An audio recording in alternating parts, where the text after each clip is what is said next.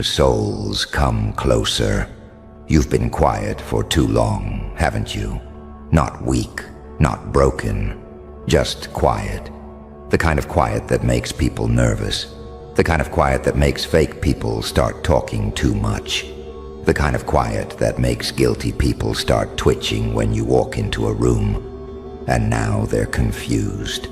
Now they're looking around at the smoke, at the ash, at the panic crawling up their throat, and they keep saying the same thing over and over. You didn't even do anything. Exactly. That's the part destroying them. Because they built their whole little fantasy around the idea that if something went wrong in their life, it had to be you. If their peace disappeared, it had to be because you cursed it. If their image cracked, it had to be because you touched it. If their plan failed, if their lies got exposed, if their circle turned cold, if their money moved funny, if their sleep got ugly, if their confidence started rotting from the inside out, they needed your fingerprints on it. They needed you to be the villain so they could avoid looking in the mirror. That's how cowards survive. They don't face consequences. They cast characters. They hand out roles: savior, victim, monster, problem, threat. And the second you stop performing the role they wrote for you, their whole script catches fire.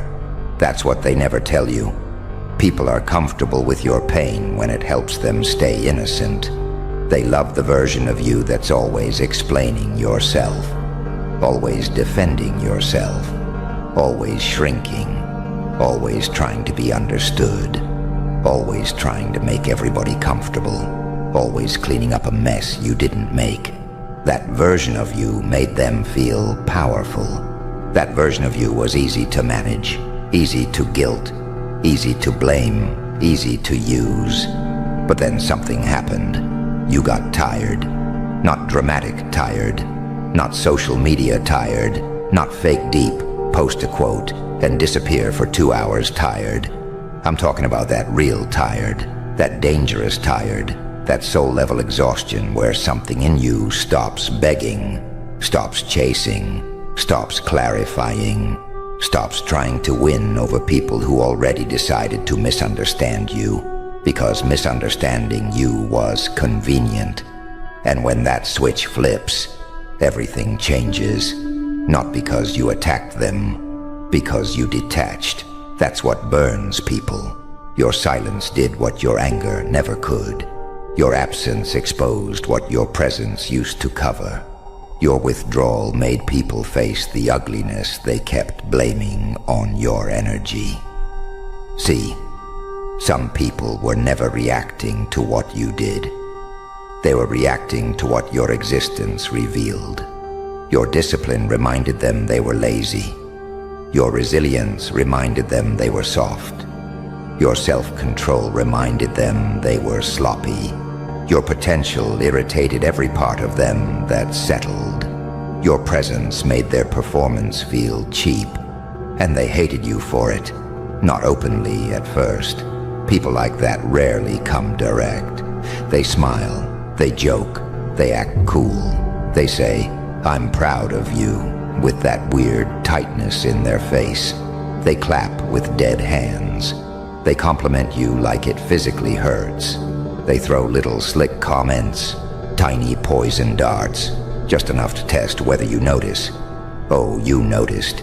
You just stopped reacting, and that drove them insane. Because manipulative people survive on access, not love. Access. Access to your attention, access to your energy, access to your self-doubt, access to your need to explain, access to your guilt, access to your softness. Once that access is gone, they start malfunctioning. Now suddenly you're different. Now suddenly you're cold. Now suddenly you act funny. No, you just stopped being easy to drain. You stopped handing out pieces of your spirit to people who only showed up hungry. And now everything around them feels unstable. Because they don't have your light to steal anymore. Listen carefully. Some fires are not revenge. Some fires are revelation. A building doesn't collapse because you looked at it. It collapses because the foundation was trash. A relationship doesn't die because you went quiet. It dies because the connection was being held together by your effort alone. A group doesn't split because you stepped back. It splits because your presence was the glue holding fake people together. A liar doesn't get exposed because you cursed them. They get exposed because lies are heavy, and eventually everything heavy starts sinking. That's why they're panicking. Not because you did something, because you stopped doing everything for everyone. And once you did that, reality started collecting debts. That's the word right there, debts. Everybody loves shortcuts until the bill comes. Everybody loves fake loyalty until pressure enters the room. Everybody loves using good-hearted people until those good-hearted people finally develop standards. Then all of a sudden the vibe changes. Then all of a sudden the masks start slipping. Then all of a sudden everybody's going through a lot. No kidding. Because when truth starts moving through people's lives, it doesn't knock politely. It kicks doors in. It drags hidden motives into daylight. It makes people hear themselves. It makes them sit with all the ugliness they kept outsourcing. And some of them can't handle that. That's why they keep trying to make you feel responsible for the chaos they created. They want you to come back and absorb it. They want you to re-enter the room and become the emotional sponge again. They want your presence because your presence gave them somewhere to dump their dysfunction. Without you, they have to hold their own poison. Without you, they have to hear their own thoughts. Without you, they have to face the fact that maybe the problem was never your aura, your tone, your boundaries, your growth, your confidence, your silence, your ambition, your standards, your honesty, your refusal to play dumb. Maybe the problem was them, and that realization is a brutal thing, because once a person sees that the destruction in their life is tied to their own envy, their own lies, their own greed, their own arrogance, their own cruelty, their own weird obsession with controlling people who were never theirs to control. They have two options. They can change, or they can hate you harder. Most choose hate first. It's easier. Growth requires ego death. Blame only requires a mouth. So they talk. They whisper, they speculate, they build stories, they act like detectives in a case with no evidence. They replay your name in rooms you're not even in. They keep checking what you're doing. They keep watching, keep comparing, keep tracking, keep hoping you fall so they can finally feel normal again. And every day you don't break, they crack a little more.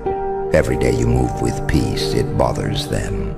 Every day you stay focused, it bothers them. Every day you refuse to respond, it bothers them. Every day you glow without permission, it bothers them. Because they wanted your life to fall apart after they mishandled you. That was the fantasy. They thought pain would silence you.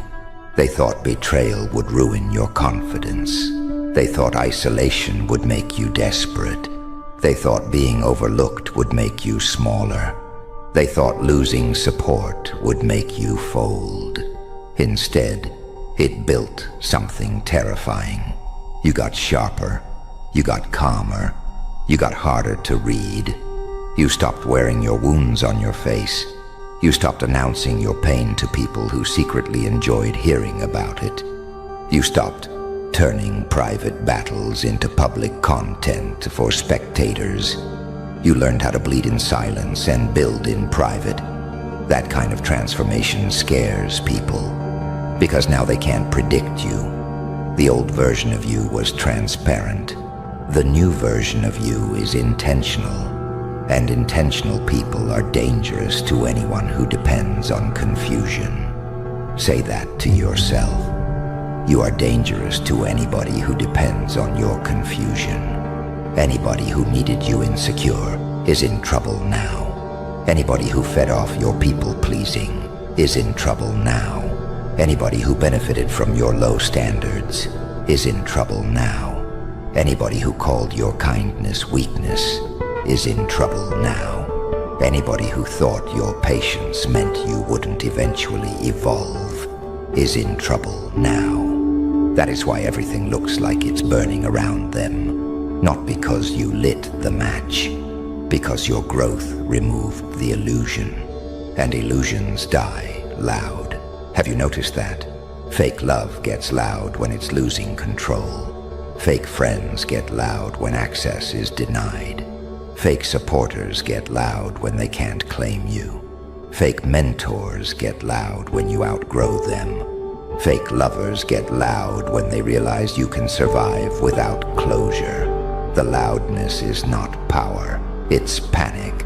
Real power doesn't need a campaign. Real power doesn't need 10-side conversations and a dramatic caption. Real power moves in silence and lets reality speak. That's what your life is doing right now. Speaking, without begging, without forcing, without proving. And that is tearing certain people apart. Because they expected a breakdown, but instead they got a witness. Your life became proof that they didn't break you. Do you understand how insulting that is to a manipulator? To throw everything at somebody and still watch them rise. To lie on them and still watch them become more respected. To isolate them and still watch them become more centered. To withhold love and still watch them become more radiant. That kind of outcome humiliates darkness, and darkness hates embarrassment. That's why people get reckless after they fail to destroy you. They start oversharing, overreacting, picking random fights, projecting, turning everybody against everybody, ruining opportunities with their own attitude, self-sabotaging in broad daylight. And the funniest part? They still want to act like you did something mystical. No. What happened was simple. The rot became visible. That's it. Your non-participation forced exposure. Your boundaries forced clarity. Your detachment forced consequences. Your discipline forced comparison. Your healing forced truth. You became a mirror they could not stand looking into. And mirrors don't attack. They reveal. That's why some people hate being around healed energy. Because healed energy does not cooperate with delusion. Healed energy doesn't chase mixed signals, doesn't romanticize disrespect, doesn't over-explain basic boundaries, doesn't keep auditioning for human decency, doesn't keep reopening doors that almost killed them emotionally. Healed energy says no without writing an essay. Healed energy leaves when the pattern repeats. Healed energy understands that closure is not always a conversation. Sometimes closure is distance. Sometimes closure is watching people become strangers. Sometimes closure is letting the truth wear their face without your help. And yes, that hurts. Let's not fake that part. It hurts when people swear they love you, then compete with you. It hurts when people claim they support you, then shrink when your name rises. It hurts when people ask what's wrong, not because they care, but because they want details. It hurts when people act like your growth is arrogance because they preferred you available and wounded. It hurts when loyalty gets answered with convenience. It hurts when your pure intentions get twisted by people with dirty motives. That pain is real, but so is the lesson. And the lesson is priceless. Not everybody who loses access to you lost something good. Some people lost control. Some people lost a resource. Some people lost a free therapist. Some people lost a backup plan. Some people lost an emotional battery pack. Some people lost somebody they thought would tolerate anything forever. That's why they're angry. Not because you changed for the worse, because you changed in a way that no longer benefits their dysfunction. And let me tell you something nobody says enough.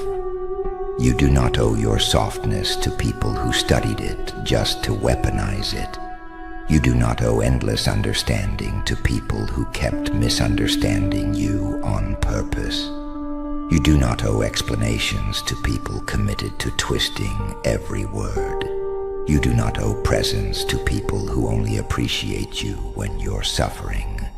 You do not owe loyalty to people who vanish the second you stop being useful. And you definitely do not owe guilt because their life started shaking after you stopped carrying their chaos for them. Read that in your spirit. Their shaking is not your guilt. Their downfall is not always your doing. Sometimes people fall apart because they built themselves out of borrowed energy, fake confidence, imitation strength, and performance love.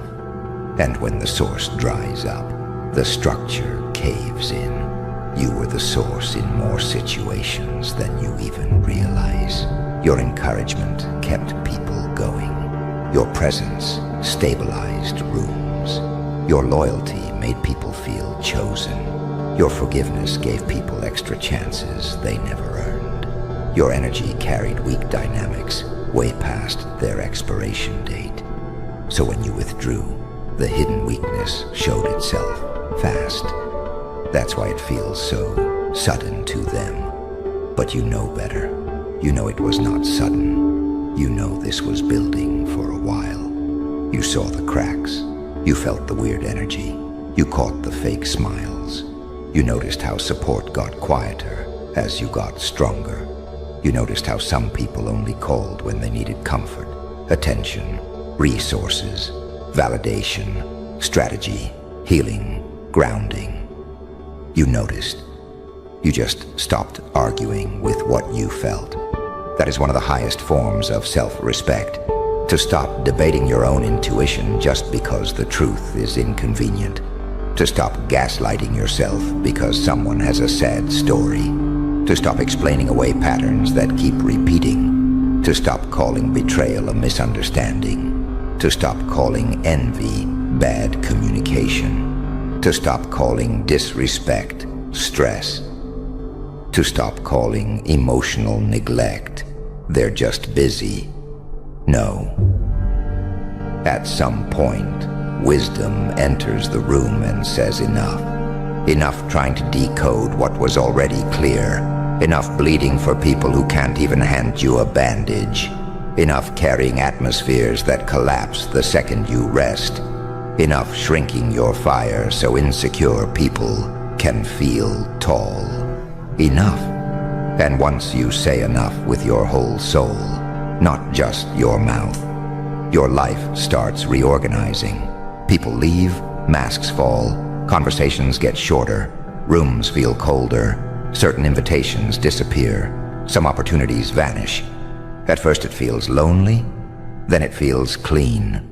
That clean feeling, that's power returning to your body. That's your nervous system finally realizing it doesn't have to live on alert for people who call chaos chemistry. That's your spirit unclenching. That's your mind clearing out the noise of constant emotional trespassing. That's you becoming available for your actual destiny instead of babysitting grown people who refuse to grow. And let's talk about destiny for a second, because people love to think destiny looks soft. It doesn't. Sometimes destiny looks like loss, looks like separation, looks like betrayal exposing your standards, looks like being pushed out of spaces too small for your next form. looks like being talked about by people who can feel you leaving them behind, emotionally, mentally, spiritually. Sometimes destiny looks like being misunderstood on the way to becoming undeniable. That's where many of you are right now. Not cursed, not forgotten, not delayed because you failed. Just being stripped of everything that can't come where you're going. And stripping seasons are ugly. They're not aesthetic. They don't come with perfect lighting and a deep quote under a selfie. They come with confusion, with tears, with unanswered texts, with late-night overthinking, with that sick feeling in your chest when you realize people you would have protected were quietly rooting for your collapse. That hurts different because it changes how you see the world, but it also changes how you see yourself. You stop begging for crumbs. You stop glorifying bare minimum behavior. You stop mistaking familiarity for safety. You stop letting your empathy volunteer you for more suffering. You become selective, precise, grounded, calm in a way that makes loud people uncomfortable.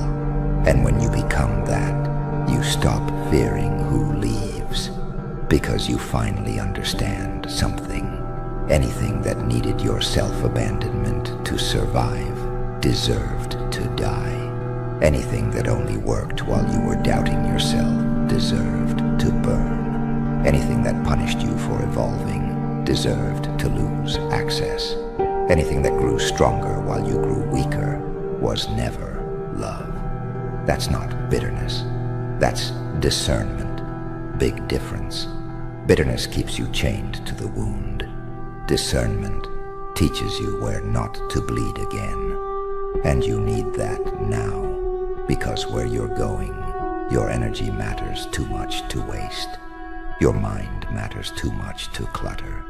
Your future matters too much to hand to people who think your softness is a public resource. No more. Let them wonder why things are burning down. Let them ask questions. Let them replay old conversations. Let them try to connect dots that all lead back to their own choices. Let them sit in the smoke of every game they thought they'd never have to answer for. You stay focused. You stay dangerous in the right way. Not reckless, not cruel, not obsessed with revenge. Too many people destroy themselves, trying to make sure everybody knows they were wronged. That's low-level power. High-level power is building a life so solid that the people who mishandled you have to watch from a distance and realize they lost access to something rare. High-level power is peace. High-level power is emotional discipline. High-level power is not answering every provocation.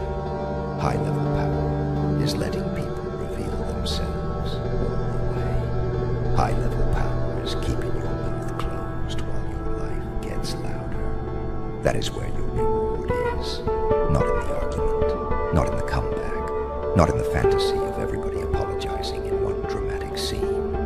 Some never will. Some are too proud, too small, too committed to their own fake image, too allergic to accountability.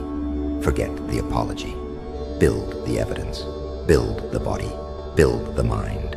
Build the money. Build the routine. Build the standards. Build the peace.